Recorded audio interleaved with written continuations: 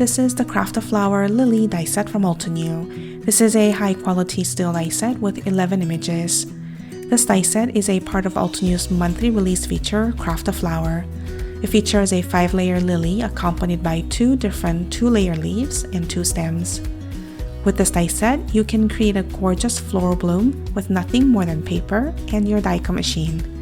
Pair your floral creation with your favorite sentiments for the sweetest cards, or add a few flowers to your scrapbook layouts for a touch of beauty. This die set can be either purchased individually or as a monthly subscription plan at a specially discounted price. To find out more about the Craft a Flower Lily die set and other available products, please visit us at altenew.com.